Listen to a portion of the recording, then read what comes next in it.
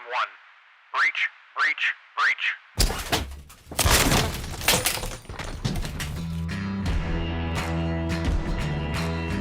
You're listening to Breach Your Mind.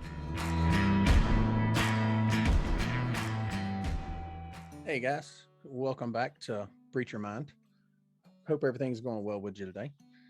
As always, we've got Chris here with us, and we're going to talk about something that is a listener requested topic.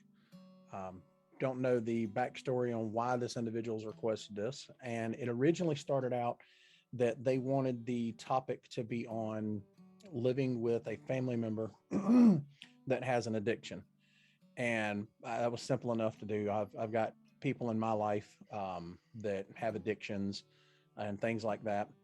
So that was an easy enough topic to discuss. But then I got to thinking about it more, and what became more logical to me is, if we're going to talk about living with families with addictions, we need to simply talk about addictions itself, what an addiction is, and kind of go along with that, because it's not fair enough just to stick with just the family members that are living with addictions, because people fight addictions all the time.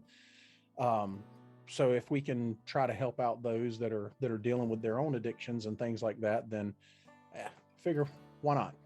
What's it going to hurt? Why not give it a shot? So Chris, that's what we're going to start off with. That's where we're going with this one today, is talking about addictions, whether it's a personal addiction or whether it is living with a family member with an addiction. So just to kind of give everybody a basis on where I'm coming from, and Chris may have a different standpoint on where he comes from with it, but I want to give a definition of addiction as defined by the American Psychological Association, which is, when I was going through my studies for my psychological degree, that's where I got a lot of the information that I have. The rest of it is just life experience. So according to the American Psychological Association, an addiction is a chronic disorder with biological, psychological, social, and environmental factors influencing its development and maintenance. Now, that's a whole lot just to basically say something as simple as an addiction is something that you do or ingest that develops a habit. Chris and I were talking offline before all this, and I kind of found some stuff, and we're going to get into it later, that correlates more with what my general philosophy was, despite everything I'd always been told. But all an addiction is something you do, or an action, or a substance that's ingested that creates a behavior, and that behavior becomes basically part of life. It's just like any other habit, something that can be hard to get away from. It can have negative effects on your life. But on the reverse side of it, there are positive addictions as well, as long as you keep them, within scope. So you got any different definition of, or how you would explain what an addiction is? I mean, you just gave a professional definition of the word addiction and what an addiction is. I don't think I could word it any better. It's a scholarly way of putting it. It's very scholarly. Coming from you, it suits. Coming from you, it just sounded great, honestly. I couldn't have read that definition any better. You're probably a better reader. No.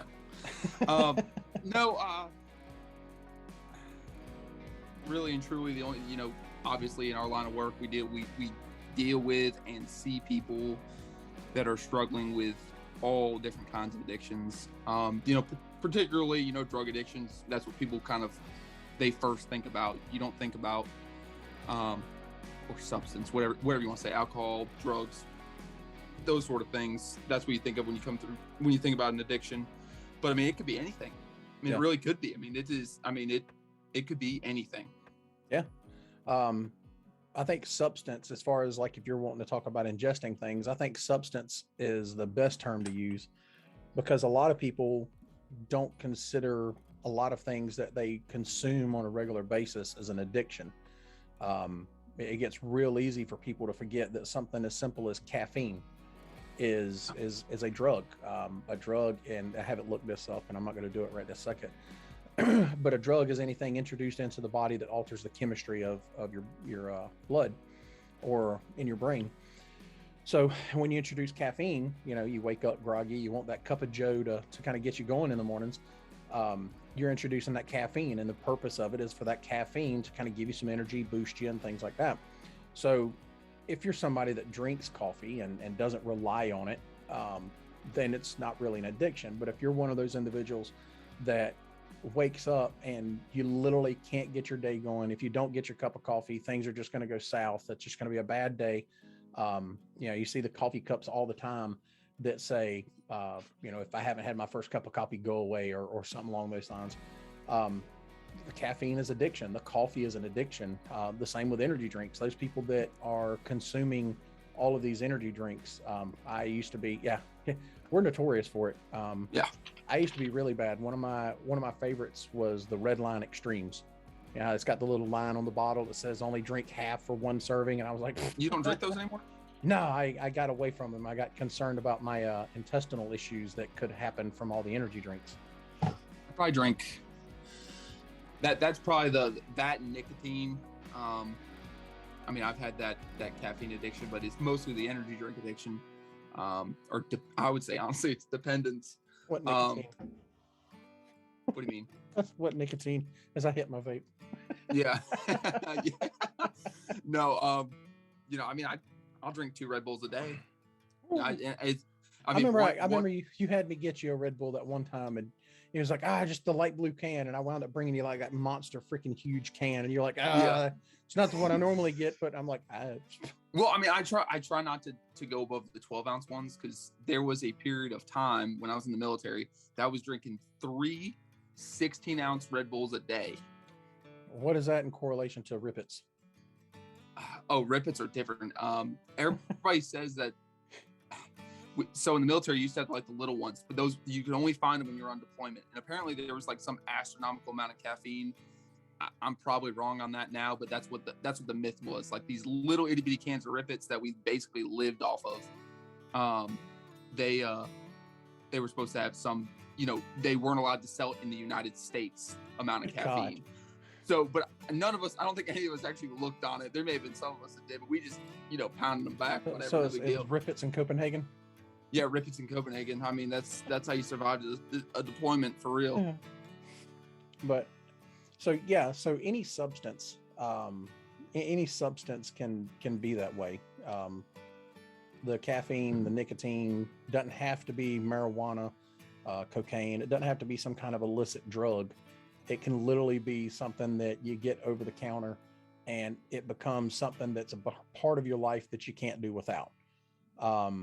Then if you move away from stuff that you ingest, if you move away from a substance such as, caffeine, nicotine, marijuana, illicit drugs, if you move away from that, there's things that are simple actions.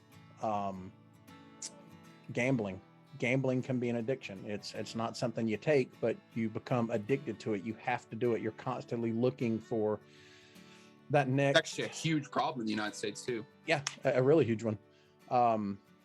Even something as natural as sex. Sex can become an addiction.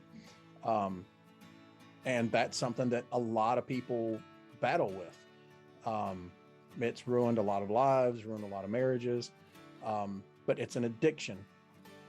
So when we're talking about that, we have to understand, when you're talking about addiction, you have to understand that it's not just something that they take. It's not because they drink every night. It's not because they smoke. It's not because, they like their designer drugs or whatever the case is. It can be literally any facet of a person's life that can be an addiction.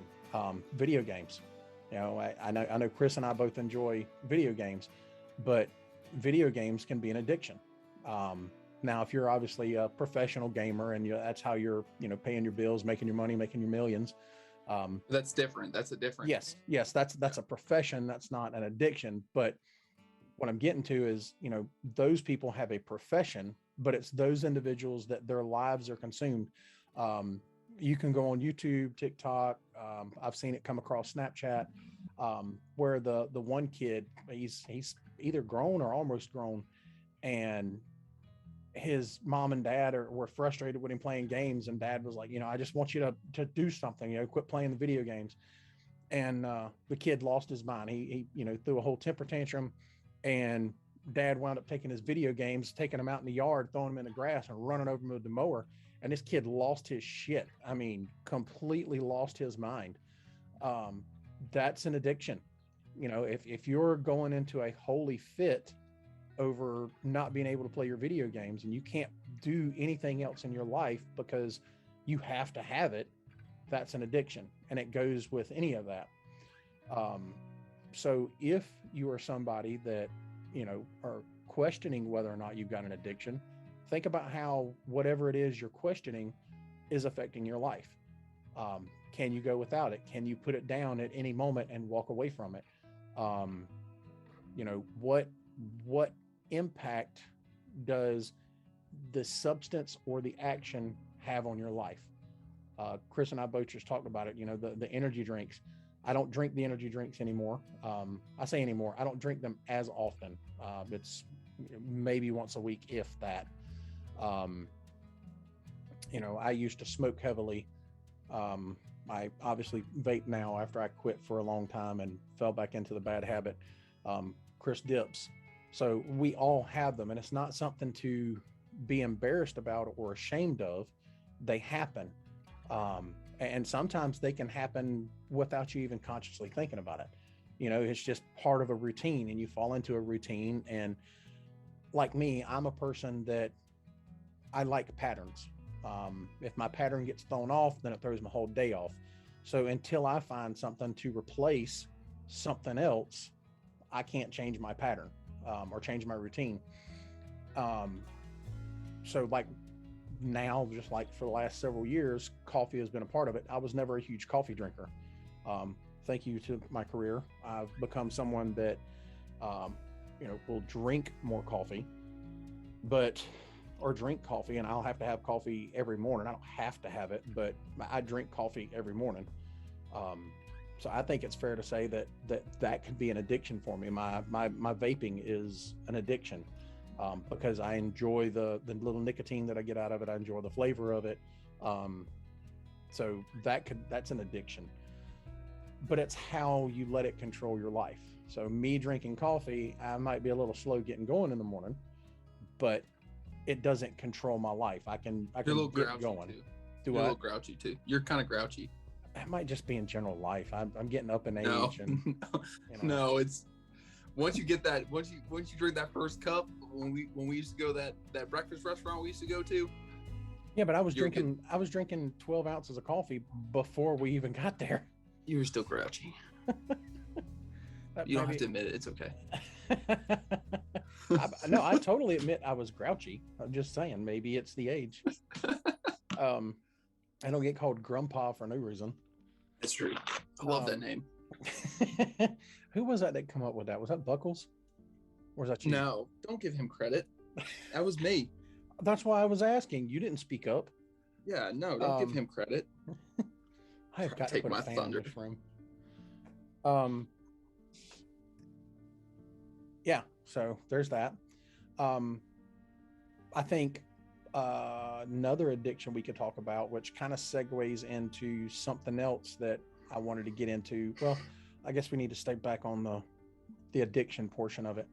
So a family member, living with a family member that has an addiction. I've got no formal training on this. I studied a little bit about it in college, but there's no formal training that I went through. Sadly, I took a different big path on psychology than the clinical. And I wasn't going back to school for that. 7 years was enough.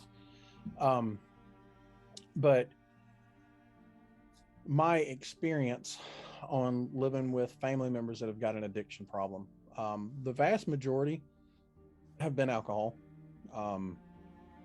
I've got at least one that was into illegal drugs. The way it was put to me was, I've taken everything that doesn't have to be injected through a needle. So, Chris, you're the big drug guy out of the two of us, and knowing all that, I don't know how much that is, but I would venture to say that that's a vast amount of drugs that that person has consumed. Well, I mean, uh, most drugs don't necessarily have to be, taken by a needle. I can't actually think of one that you absolutely have to use a needle. Right. They can be taken in other, forms. So a lot would be a good assumption. Yeah. I've got family members, and that one that was doing the illegal drugs as well, also was addicted to prescription medications. Man, I guess that was the segue away from the legal, was into the pharmaceuticals, just because you could legally possess them. So that's where my experience derives from, is, alcohol, illegal drugs, and the pharmaceutical drugs. I will say that, by this time in my life, I am 42. So by this time in my life, and having lived with it for as long, the alcohol addiction was one that hit me early on, as far as having to deal with it from a family member. You know, family members very close to me had the addiction, and to the point where they couldn't go to sleep at night if they hadn't consumed alcohol. The middle of the day is pretty much when they started drinking. And at one point, I, spoke up, kind of really confronted them. Probably didn't confront them the right way. It was more out of anger than anything. And that went south for me. There was some slapping involved in that one. But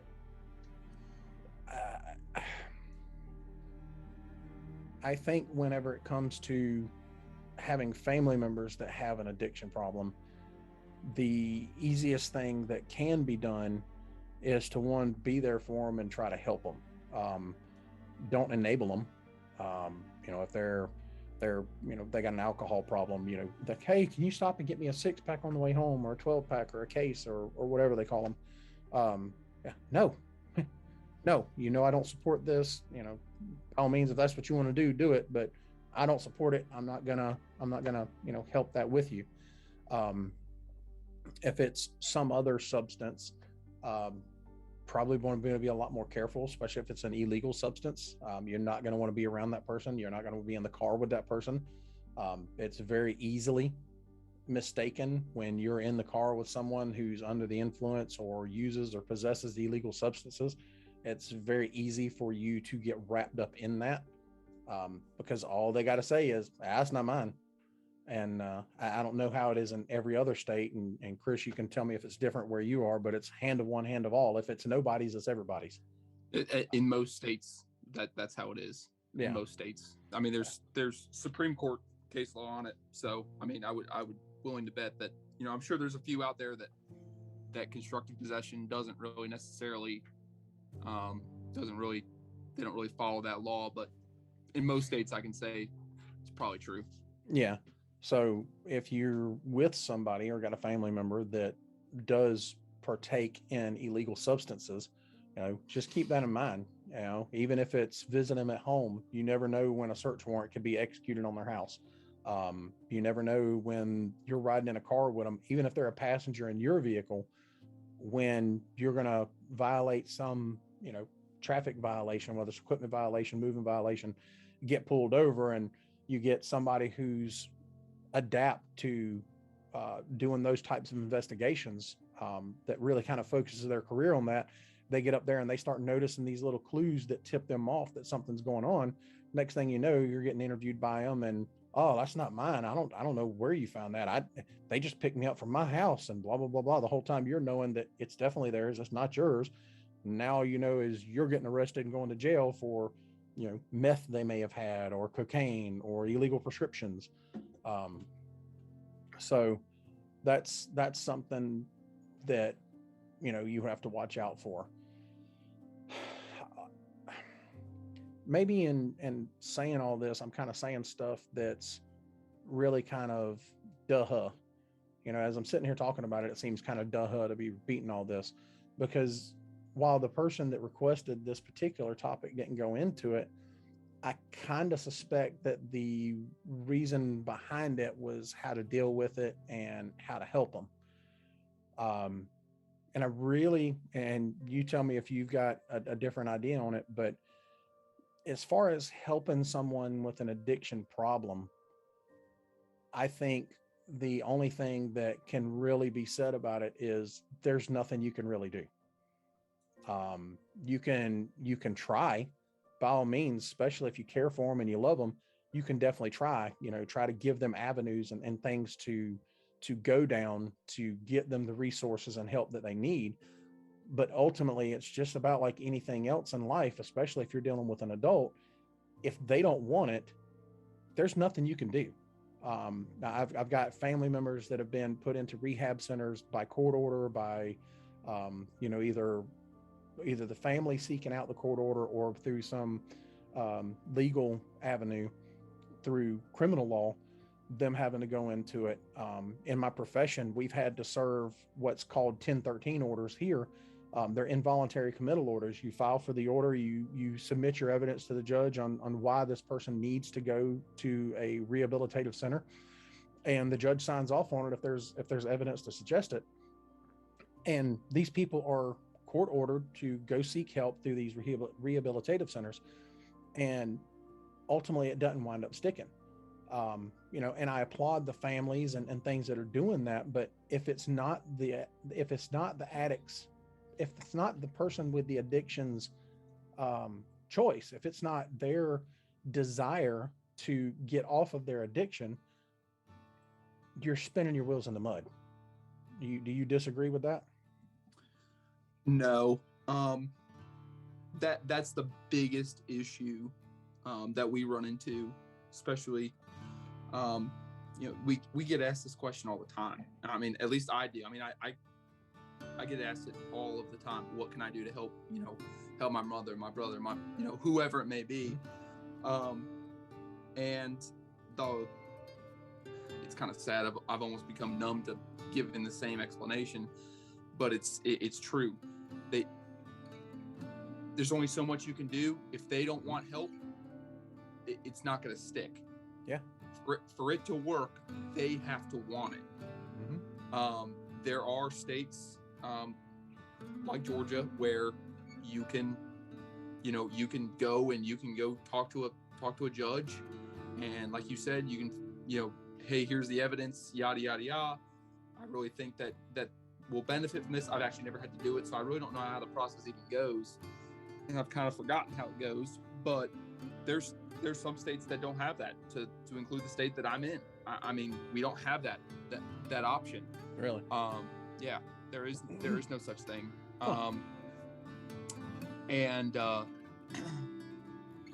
It's a hard. I think it'd be, really hard. It's hard to see the families go through that, and they go through that process, and then from my experience, they go in, a 72-hour committal, and they're out the door. Yeah. I mean, because that's really and truthfully, I haven't seen any longer than that.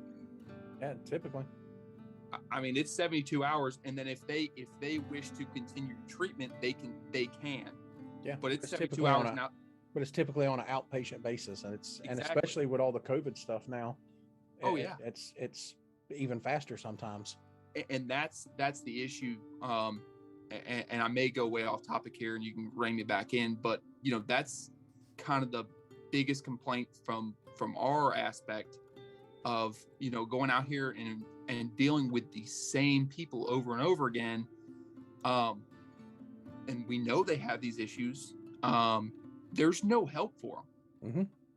Yeah. Or that we're so far behind that there's not an adequate amount. Let's just say there is help out there. Yeah. But there's not an adequate amount. I mean, we are. And what's there is overwhelmed. Yes, we are being overrun. Yeah. I'm not sure about where you're at right now. I know when I was working there, we were starting to see it more and more. It is heroin overdoses, overdoses. Mm-hmm. And we're actually tracking them now. We actually have a database that we have to handle all that, to help track the overdoses a little better now, as far as keeping track of, how many we're having and things like that. I mean, dude, we might work on a really bad day.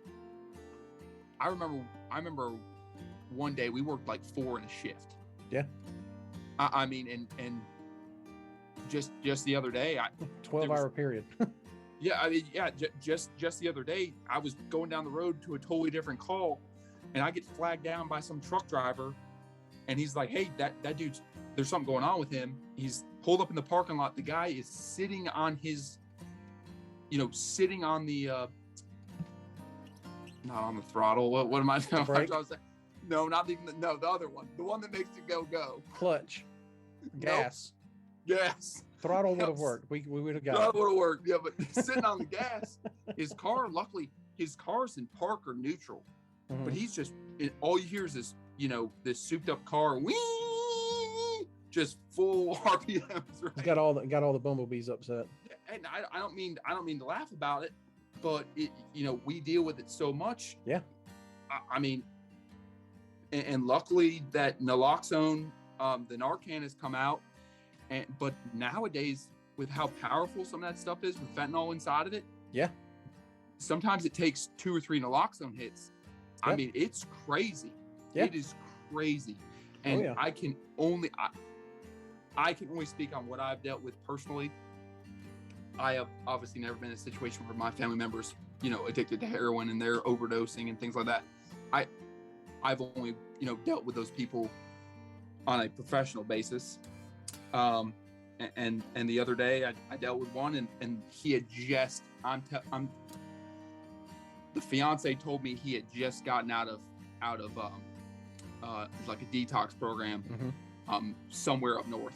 And he was back maybe 3 weeks, and he, we had to go to the hospital, overdose. Yeah. It's not an easy thing. Addictions are by no means easy to get rid of, especially when it comes to a drug addiction. Yes, sorry. Yeah, I had a hiccup. I ate too fast. Especially those hardcore drug addictions. And when I say hardcore drugs, basically anything but marijuana. It's a process, and it takes, like we were trying to say, it takes that person saying, "Hold up, wait a second, something ain't right. Yep, I need some help." And he or she has to want to get the help. Exactly. And then guess what?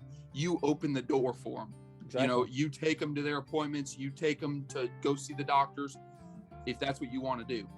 Be that support for them. Yeah, absolutely. And I think that's all you can do. Be supportive. Like what Brian said, don't go out and help them buy drugs. Obviously, you know what I mean. Like, if it's bad to the point, you also have to understand, like Brian said, that if they have an addiction, they may or may not have it on them. Mm-hmm. You may or may not have contact with law enforcement, mm-hmm. and things can go south. And I agree with that. Things can go south. It's an unfortunate thing, but we get lied to every single day. Yep. We have to go on. If we have probable cause to make an arrest, and we have to go off of what the evidence is in front of us. If nobody's claiming it, well, it's somebody's that It's like that thing. These ain't my pants. Yeah. Yeah. So wake up randomly, put on somebody else's pants and got their meth in it. Yeah. The meth fairy didn't just come out of nowhere and drop it in your car. It got there somehow.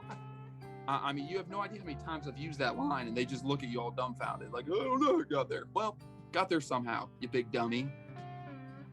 So it's a hard road, and I do not envy anybody that has an addiction. I don't. I feel for them, because I think that's another point that we need to kind of make, is that there is a reason why that person has that addiction. There was something in their life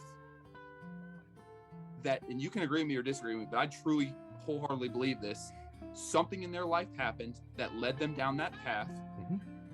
and it's just gone downhill since then. I believe in that one. How many times have you and I had conversation, or you've been there with me, and a lot of things that I'm having conversations with, I wind up in conversation with them and trying to learn about them, I wind up being able to track it back to something that happened when they were younger, something when they were Oh yeah. adapting as an adolescent coming up, or some life altering event. I mean, hell, a death in the family. If Yep. you have someone close to you die, that's a real easy one to fall into some form of an addiction, to the extent of I'll use alcohol. Alcohol is the typical one. It's because people believe it numbs the pain. Well, if I get intoxicated, whether it's through alcohol or any substance, but if I get intoxicated, it's going to numb the hurt. I'm not going to hurt anymore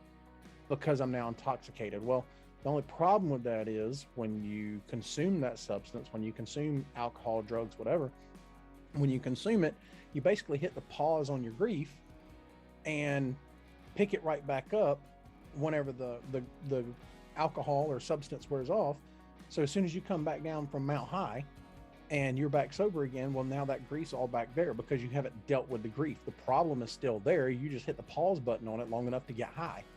And Nobody wakes up wanting to be a heroin junkie though. No, there's always no. There's a starting point. Yeah. And if I could go back, I always wish this, because I don't ever want to see anybody going through that. If I could go back and say, let's go back in time real quick and let's avoid this incident that occurred in your life, Mhm. I would. If I could do that, I would, because I mean, it would save a bunch of people a bunch of heartache. Go and slap the beer out of their hand, slap the crack pipe out of their hand, whatever. One of the things that I was going to get into here in a minute was, what if you try to do something healthy? Okay. What if you try to do something healthy? Like, say you decide, the way I get rid of stress is I run. So I'm grieving or I'm hurting or whatever the case is, and you go run. In most circumstances, or in a majority of the circumstances, that's going to be considered, a good addiction. But what happens if you don't deal with what's causing the pain or what's causing the problem, and it keeps getting worse to where now this healthy thing has become something that's unhealthy for you?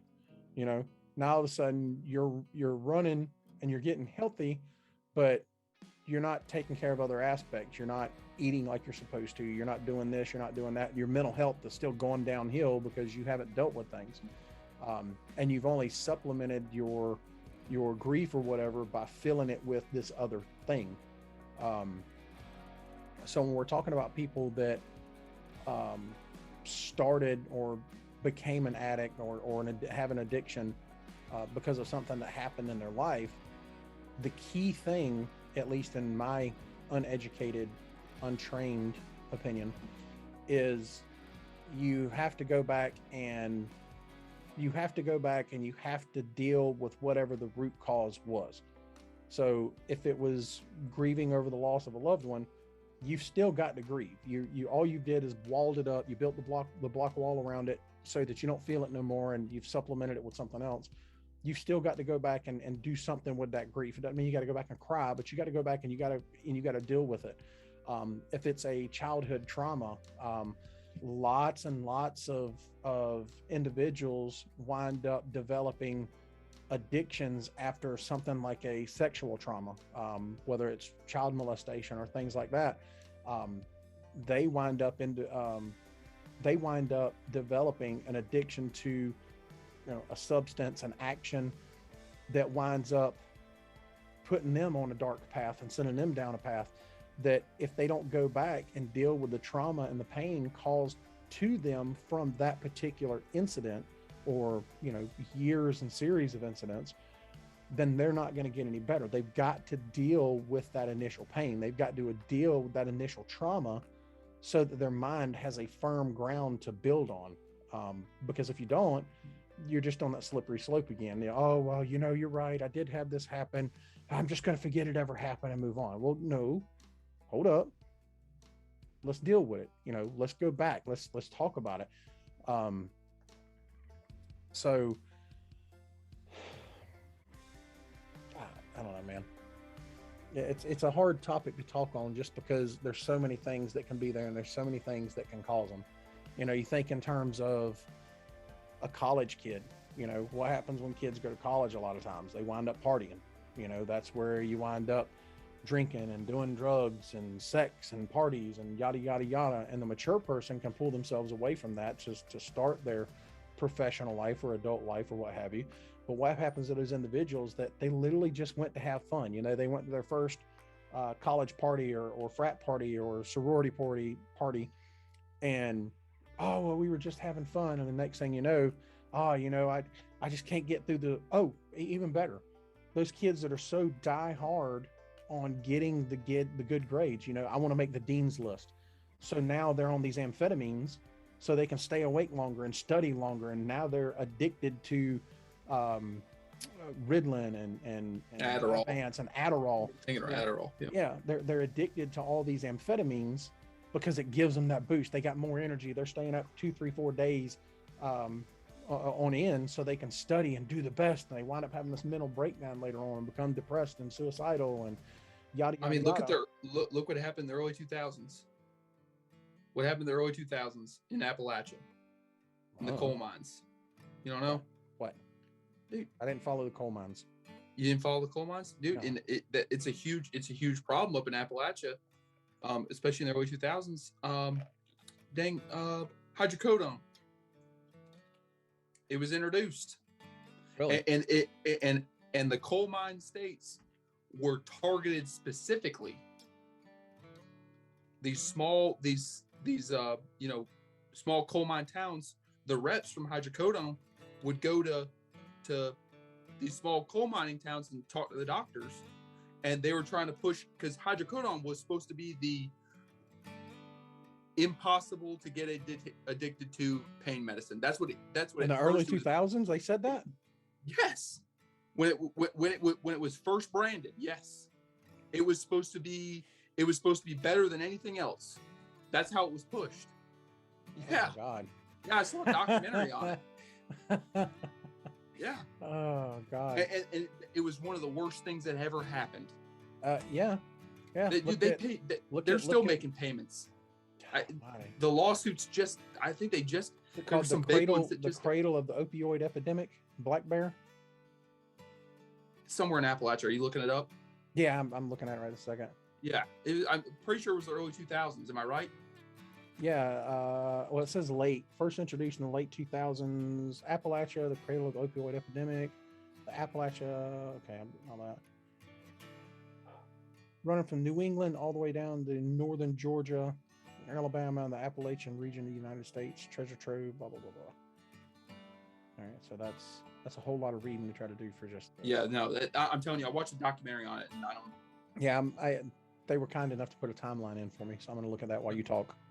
Yeah, but no, it was remarkable, and that's where all those, you started hearing about the Florida was riddled with the pill doctors, right? The one where they would pill just mills.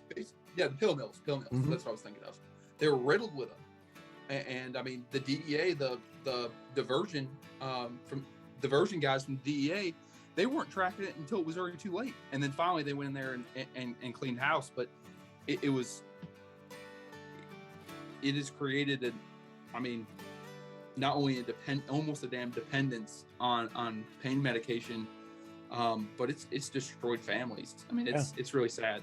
Well, I mean, and it's still a huge one now. I mean, we how many times we find in cars now when we're doing things that we find, hydrocodone. It's either hydrocodone or a derivative of hydrocodone, or a drug that has hydrocodone in it. And it's got somebody else's name on the label, or it's a pill bottle that doesn't have it, or it's an Aleve bottle that, it's just Aleve. Okay, that's when I first started, almost 7 years ago now. I mean, pills weren't nearly as expensive as what they are now. That's why heroin's coming back because it's a cheaper alternative to pills. Well, and they've gotten better at tracking it. They've gotten better at tracking the drugs now, the prescription meds. Yeah. I think they have a national database that if you go and, like, say if I were to go to the pharmacy here in Georgia and get a controlled substance through my pharmacy, if I were to get a go to Florida and get a prescription from a doctor in Florida and then go to a Publix pharmacy to try to get it filled there, is a national registry that would automatically pop up. Oh, well, we can't fill this right now. It just shows that, 2 days ago you had this prescription filled in Yeah. Georgia. So that's helped out a lot as far as curbing that goes. So Yeah. the cost of it as well as the regulation of it. Yeah. I know I've discussed it with my wife. It's been frustrating with us.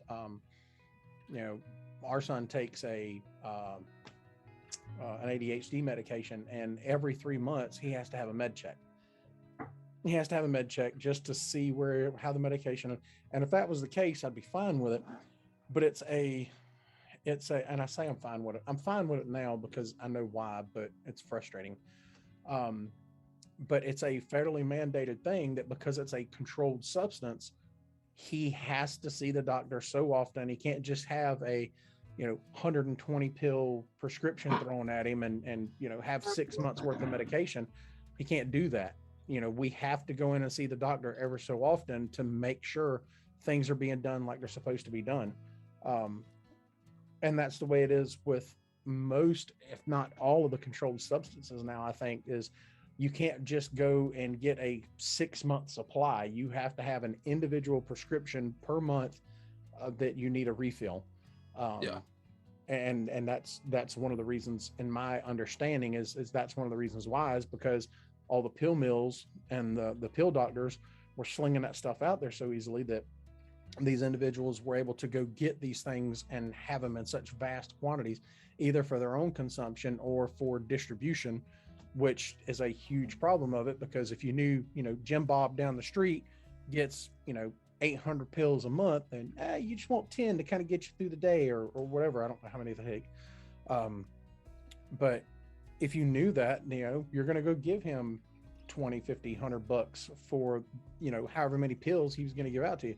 And Jim Bob didn't care because he had 800 freaking pills and he didn't even really need them. He faked a back pain to get it, So that's one of the reasons why there's such a heavy regulation on it nowadays, as opposed to, like you were saying back 7 years ago when you first started. Oh, This is a tough topic to cover everything on, and there is no simple answer to that question. Well, I think the simple answer is, if you're a family member or a loved one of somebody that has it, the simple answer is be supportive. Let them know you don't approve of it, but be supportive of them as an individual. Be supportive of whatever they've gone through. And do your research too. Yeah. As well, there are what am I thinking? Groups. There are groups that they can meet online, they meet in person. So if you're someone that has a family member or a loved one, you can go to these groups. It's not AA, but it's kind of like AA, where they're just support group. Thank you. That's what I was looking for. So there's these support groups out there that people that are just like you are going through it. So they can be an additional resource for you. They can be a support structure for you, because while the person with the addiction needs that support, they need that familiar support, that friendly support, and they support structure to help them recover. While they need that, you also need support, because you can't do it by yourself, and you can't just talk to just anybody, because as much as we love talking to our friends, as much we love talking to those that are close to us and have our backs, a lot of times what winds up happening is those individuals, either intentionally or unintentionally, become biased. And when they become biased, they can't give you good information. That information is biased information, which is meant to only benefit you, which is something that's good. It's not something to be upset about, but it's only going to benefit you and not benefit the other person. So they can't remain unbiased anymore because of their relationship to you. But the support groups, and even if you decide that you need to go to therapy is a great tool that unfortunately has been stigmatized in our society. But you, as a family member or friend, can also go to therapy to help you learn to live with somebody with an addiction. It's no different than if you're living with someone who's battling stage 4 cancer, and they're having to go into hospice. There's no difference than, going to a support group for a family member with some other terminal illness. All of these support groups are out there. There's a ton of people that are going through the same things you're going through that can be a resource and a support structure for you. You know, on the times when you finally hit your wit's end, you can reach out to these support groups and hit a sponsor or whatever up. I don't think they call them sponsors, but hit them up and, you know, today was a bad day. We had this, we had that. But ultimately understand that at the end of the day, you can't make that person change. You just can't do it. You physically, mentally do not have the capacity to make that individual move away from that addiction. It has to be their choice, whether it's they make it before they get there or when they hit rock bottom. It has to be their choice. If they have not made, and I don't mean the lip service they give you, oh no, I'm going to change, I'm going to change, I'm going to, you know, do better, I'm going to go to rehab and I'm going to do better because I want to do it for you. Well, stop. Don't want you to do it for me. I want you to do it for you. I want you to get better for you. So you can't make them do that. That's not, especially with adults, it's not something you can do. And you have to get that in your head, get that through your thick skulls that you can't make them change. I don't care how hard you try. You can't make them do it. Threaten to leave them. You know, I'm going to divorce you. I'm going to leave you. I'm going to find somebody else, blah, blah, blah, blah. That may be rock bottom for some. Chances are you leaving, it's not rock bottom for them. You know, it's something way Unfortunately. worse. Yeah. It's typically something way worse. It's a life-altering crash that nearly kills them or somebody else. It's, you know, an attempt at suicide. It's the loss of a whole family. You know, it's loss of a job, loss of money, loss of a home. You know, all of these things wind up being the rock bottom. And often enough, it takes that for some of these people to wake up and finally make that decision that I'm tired of living like this. I'm tired of, you know, having a life dedicated to this substance or this action. But they have to get there on their own. So as a family member or a loved one that's dealing with that, being a support structure and an advocate for them and seeking support for yourself is really the only, you know, guaranteed advice that I can think of for someone that's in that particular situation. And that's based off of my own life experience, you know, my own understanding of living with family members or loved ones that have got an addiction problem is try, by God, you know, try. But in the end, just understand that it's out of your control. It is not in your realm of control, and you can't let it dominate your life. Yeah, that's one thing that I kind of want to touch on too is eventually it's going to take so much of a toll on you, especially if you're putting a bunch of energy into trying to help, you know, this loved one that's going through this. Tough love is sometimes always the best love too. I've been there. And you've got to you got to care about yourself and your mental well-being and your, you know, health in general. It's a hard thing to say, but, you know, I've had to tell multiple people to do it, and I've had to do it myself. Sometimes you got to cut the cord. Yeah. And it's a hard thing to do. It's not my first bit of advice, but just keep that in mind that it's going to take a toll on you. I don't necessarily want to say that, you know, everybody that's going through real hard addiction that they're trying to intentionally be selfish, but it can end up being selfish. They can end up stealing. Anything to feed that addiction, they're going to do it. Yep. No matter what. And because it gets, I mean, it has a grip on people. The good addicts are silver-tongued devils. Oh yeah, They can make you believe whatever you want. Them. Oh yeah, and they can't, until they seek help themselves, it's not going to go away. Nope. So once you've done everything you can, and if you have exhausted everything that you possibly could do, and nothing's working, just make sure you care about yourself too. Make sure you worry about yourself, and if it comes down to it, tough love. Yeah. And that's sometimes that'll turn around too. I mean, if you step away from them and you do it the right way, it sometimes it'll open their eyes. So just, I wish I could say that about my personal life, but that's not necessarily true in my personal life. But it's an option there. It's an option.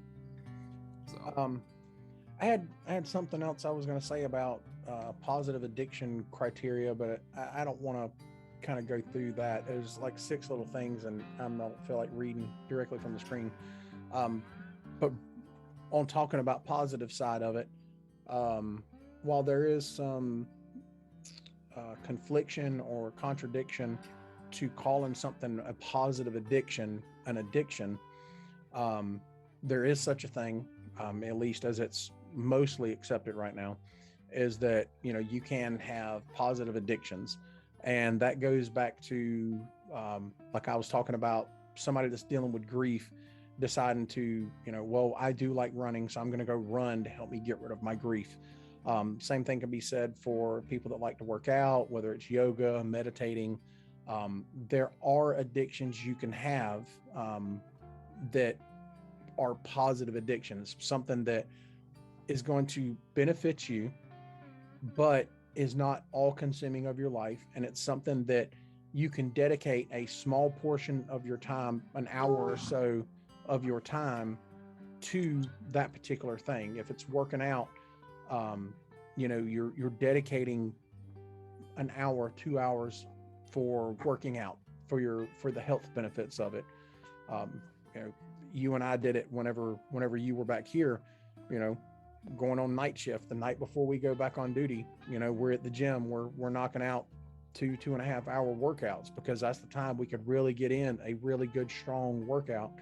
And then even now, I still maintain my routine of going before work. So I make sure that every day before work, I've got an hour of my day carved out specifically for being able to go to the gym. And that's for the health aspects of it. Once I got back into the habit, because I did get out of it for a year. But once I got back into the habit, I fell right back into the aspect of I'd feel like I don't have as much energy and I'm not as ready to go for the day as far as work goes if I don't go to the gym. So if I skip the gym, it definitely feels like things are off. And that could be the psychological aspect as far as my routines and things like that go. But that is an hour. There we go. That is an hour of my day that, I carve out and dedicate to my positive addiction, which is going to the gym and working out. I also, most people don't associate addiction with positivity, though. No, they don't. And that's the whole reason why the contention or the confliction over causing an addiction, because there's so much negativity associated with the word addiction. When you hear addiction, it's bad. Well, people get addicted to TV shows. People get addicted to social media. If it's regulated, it's not a bad thing. But if it's something that's all consuming, that's bad. So no, and that's the point of me saying that there was a contention about it, was because people don't associate good with addiction. But it is something that, it is technically an addiction because it does benefit you or cause some change in your life because you do it. And if you don't do it, it can take away from, or seem like it takes away from the joy that you have. But it's just a matter of whether you let it become all consuming is what makes the difference, and whether or not it's, the bad addiction or the good addiction. Brother, I've only got one other thing that I kind of really wanted to talk about, and we talked about it offline, in regards to addiction. So I'm gonna open it up to you real quick. I say real quick, I'm gonna open it up to you, period. If there's anything you want to add, roll on with, or whatever, because I've really only got one other thing I want to talk about with it that I think is something that's beneficial, at least to me it is. You talking about the thing that we talked about on the phone? Yeah. No, just roll with that. Okay. Go with it, brother. All right. So one thing that I have felt, even before I went to college, was I personally, and it could be just because of my life experience with individuals with addictions, I got frustrated and got tired of hearing that an addiction was a disease. When I think of disease, I think of flu. I think of, um, you know, any number of medical diseases. That's what I think of as a disease. It's something that develops. It's something that, you know, you either can't control or you have to take medication in order to eradicate it. That to me is what a disease is. You have mental health diseases. And for the longest time, it was taught to me and told to me that addiction was a disease, and it didn't sit well with me. And I'm not going on this topic to try to be confrontational with anybody, but it's my belief on it. I've never believed that having an addiction was a disease, because by saying it's a disease, it means it's something that you had no control on, and that in and of itself is a lie. So while I was preparing for this podcast, I was going through and searching different topics and looking for peer-reviewed articles to kind of glean some information from, to kind of add some more context to what we're talking about.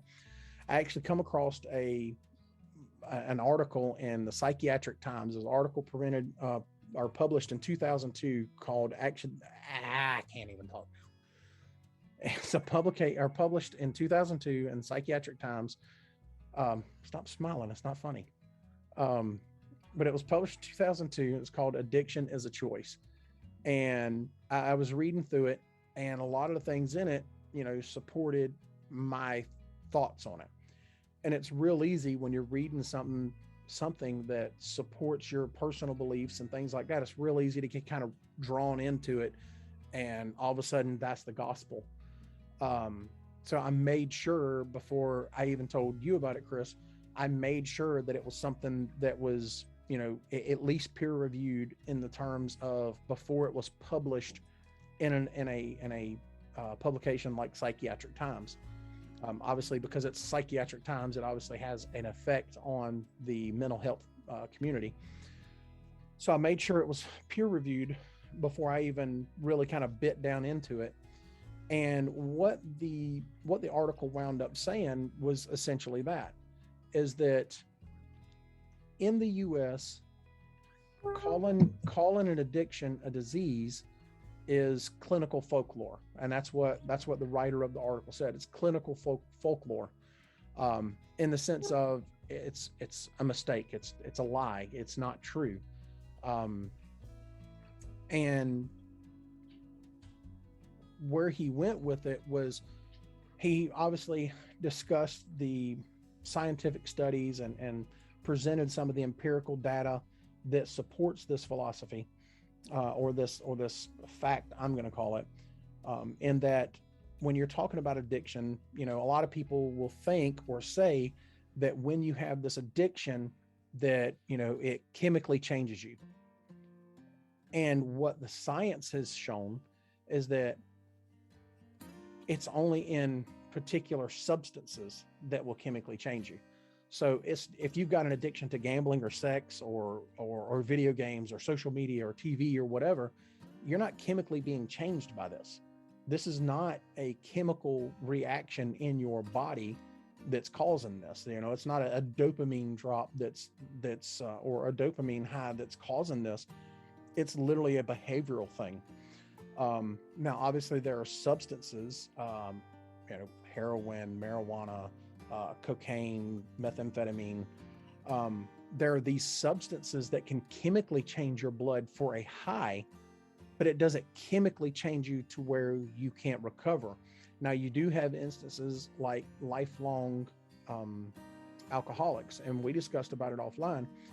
Lifelong alcoholics, these individuals engage in this behavior of consuming alcohol in such high consumption levels for such long period of times that, in my simplistic terms, it eventually turns your brain into mush. You know, you wind up developing, was it dementia we were talking about? Yeah, it's alcoholics dementia. Yeah. You wind up developing dementia because of the abuse of alcohol over this long time.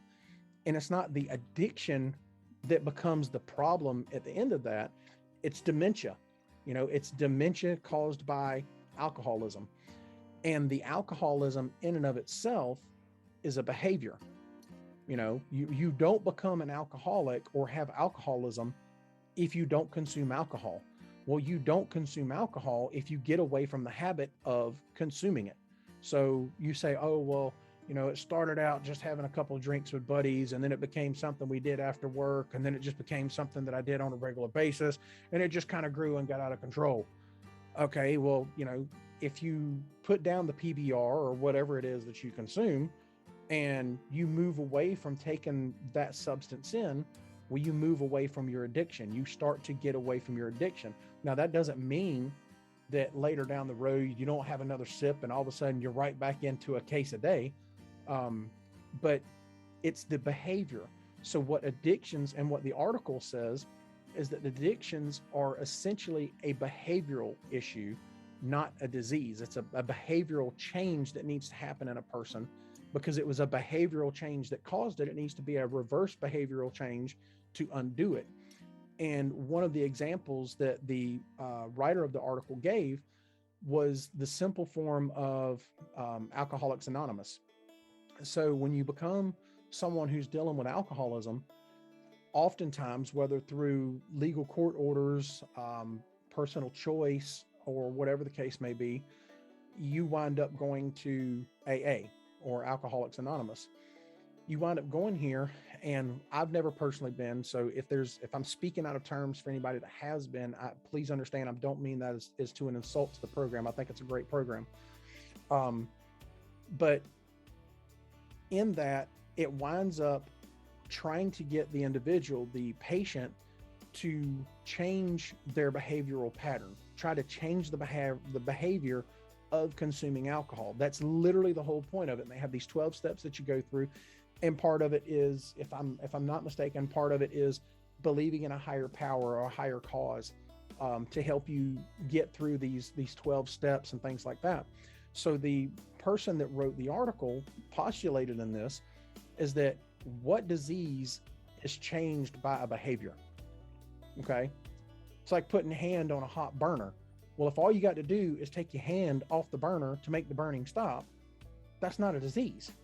So if you're taking an action, whether it's consuming alcohol, consuming drugs, participating in gambling, participating in, copious amounts of sexual intercourse, things of those nature, if you take that away and the addiction stops, then it's not a disease. A disease is not something that can be fixed just by stop doing what you're doing. The same as is speeding. If you don't want to get a speeding ticket, you stop speeding. You abide by the traffic laws. Well, that's the same thing here. If you don't want to be consumed by a life of an addiction to alcohol, drugs, gambling, whatever the case may be, social media, that was horrible nowadays, in my opinion. If you don't want to be consumed by these things, then you have to change that behavioral pattern. So in watching or in reading this article, it really struck a chord with me. And the fact that this article had scientific empirical information to support it that was peer reviewed, was kind of eye-opening for me, because it contradicted everything that I've always been told. It contradicted some of the things that I learned when I was in college, which was that addiction is a disease. And of course, I already stated, I don't believe that. I believe it's a behavioral issue. It's not a disease. And now I've read this article that apparently came out in 2002 that says, no, it's not. It's a behavioral thing. And the author of the article even said that, once his book, which is titled the same, Addiction is a Choice, once his book reached the United Kingdom over there in Britain, he was catching a lot of heat from the psychiatric and psychological community over there. He was receiving a lot of heat because all of these individuals from over there were basically saying, you're basically saying something we already know. You're pushing against a door that's already open. The rest of the world already knows that addiction is a choice. Addiction is a behavioral thing, and it's a choice. It's not a disease. But here in the US, it's a folklore that keeps getting pushed. And what I think the ultimate portion of what he was trying to get to with this article wasn't just that it's a choice, but by calling it a disease, by calling addiction a disease, what some of these therapists, if this is what they're doing, what some of these therapists are telling their patients, well, what you have is in a disease. Well, now all of a sudden, what this patient is understanding was this is a disease that I've got no control over. This is something that I can't control, so it's not my fault. Well, now all of a sudden, you're taking their responsibility for their addiction away from them. Well, if you take that responsibility for causing the addiction to begin with away from them, then what motivation or benefit do they have to stop it? You know, what motivation or benefit is there to them in trying to reverse that behavior to move away from that addiction if they have the understanding and or the excuse that it's a disease and it's not their fault? Well, I developed this addiction, so it's not my fault. No, you develop cancer, you develop moles, you develop all kinds of crap, but you don't develop an addiction. You make a behavioral choice, and then the addiction develops from there. But it was your choice to start doing it and to continue doing it every day from the time you began to the time you were where you are. It was your choice. And the simplistic way of solving this addiction is to stop doing it. Now, and I want to emphasize that it's the simplistic way, because like everything else in life, it's a whole lot easier said than done. I can tell you right now, as someone that was a long-time heavy smoker, when I decided that I was done with cigarettes, I had to take a medication to help me get off of the addiction. And I say help take a medication to get me off of the addiction because it wasn't the medication that cured the addiction. The addiction wasn't a cure or wasn't a disease because it was a choice. I chose to smoke cigarettes and I became addicted to nicotine. I became addicted to the oral fixation and the I forget what they call it with your hands. But being able to do something with my hands, all of a sudden I didn't know what to do with my hands.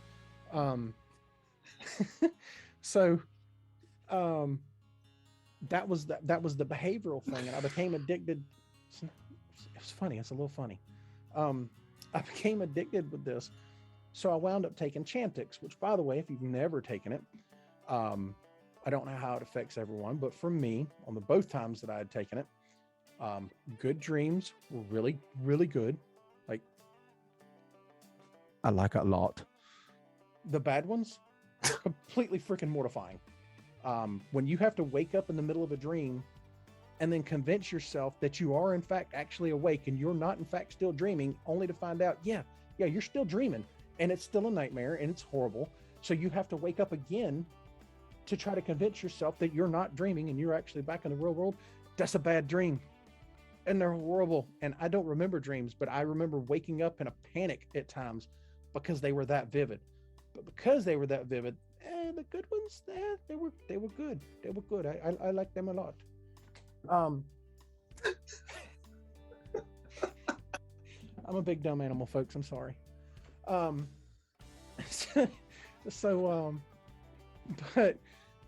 Chris and I had talked about it when we were on the phone earlier about, talking about calling addiction a choice and not a disease. And he brought up the fact that there are people that are addicted to alcohol. They wind up taking medications that if they consume alcohol, it makes them vomit. And it's the same with narcotics and other drugs. Marijuana, I think they have one for marijuana as well. So if you take these medications and then you consume these opioid or these blockers for whatever substance it is, it makes you nauseous, it makes you sick. The same thing was with the Chantix. So when I took the Chantix, it caused cigarettes to taste absolutely disgusting. I mean, completely horrible. And to begin with, it was kind of like eating a turd. You just, God, it's horrible, but I wanted a cigarette, Nobody wants to eat a turd. You watch your dog do it, seems fine. You don't want to eat a turd, but I mean, if you're addicted to turds, you're going to do it. It's bad, but it is what it is. Dude, I'm sorry. I can't stop myself tonight. I don't know what's wrong. Okay. It's okay. I'm so stupid. But I took the Chantix and it was just a horrible taste in my mouth.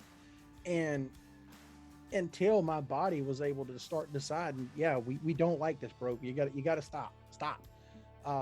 Through the horrible taste of the cigarette smoke and the nicotine and everything, eventually I started lessening the cigarettes. Well, all this medication did was change the behavior. It didn't even change the behavior, because if I could have suffered through the flavor and the taste, I could have kept doing it, but I couldn't. So it helped you. It helped you change the behavior. It was a right. It helped change the behavior by causing it to be something I didn't like anymore. So the medication itself didn't cure my addiction. It caused a change in behavior. Well, keeping on the topic of addiction as a choice, it's a behavioral change. And just like the author of the article said, how can a disease be cured by a change in behavior or by a belief in a higher power? Now, in saying that, I don't mean to offend anybody who's spiritual, religious, anything. I'm also religious, but there are others that are not. So the doctor was asking, if all it takes was you to believe in something higher, believe in a higher cause, believe in a higher power, if all it took was that, and then put in the work to cure a disease, then how is that a disease? And that makes a lot of sense to me, because the Chantix didn't cure my addiction to smoking and nicotine. It merely helped me change the behavior and the habit. Please tell me that was your chair. It was. Okay. It helped me change the behavior and the habit of smoking.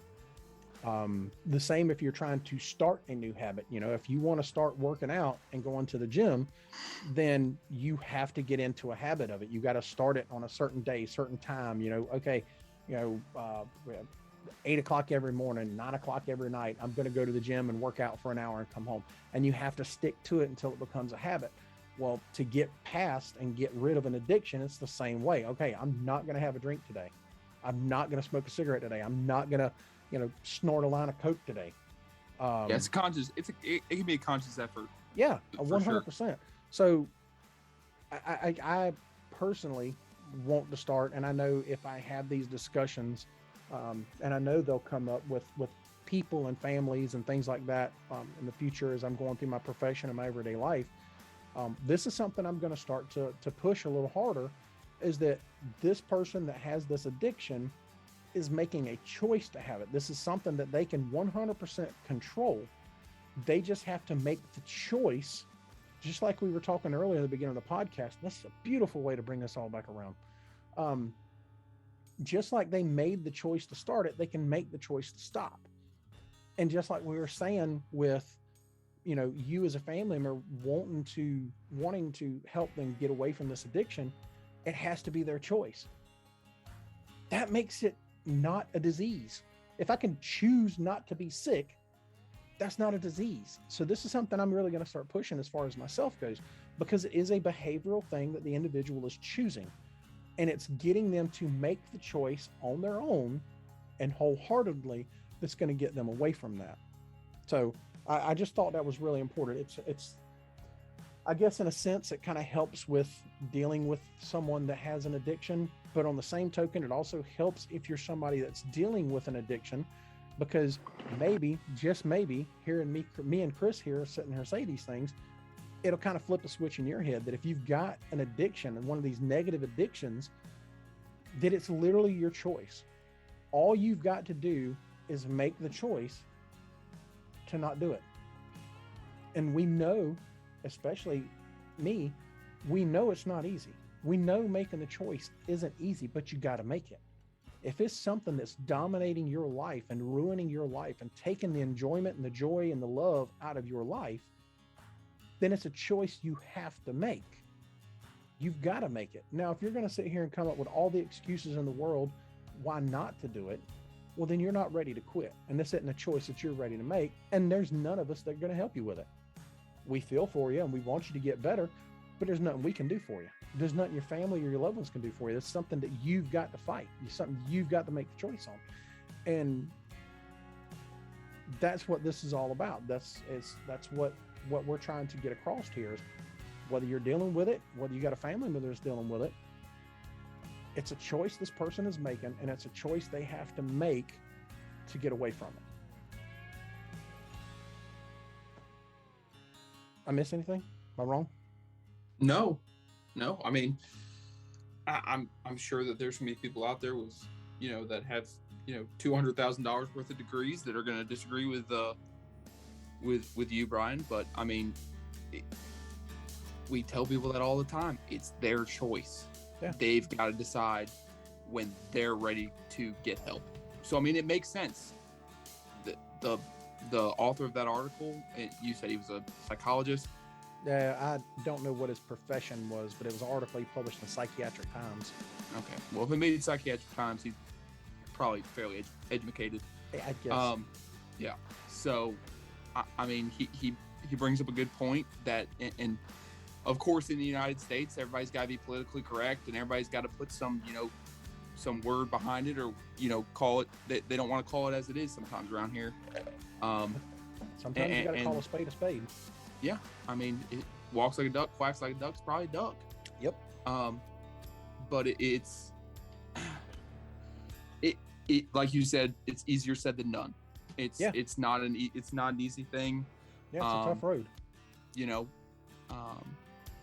I've been through it myself with alcohol, and it's not an easy thing to do. But you've got to want to do it. Yeah.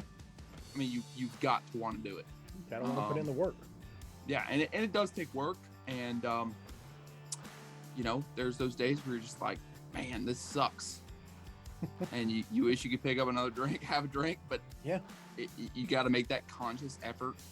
Hey, I can't, But once you get to that point, and once your loved one gets to that point, things do get better, and there's light at the end of the tunnel. You gotta get there. Yeah, I completely agree.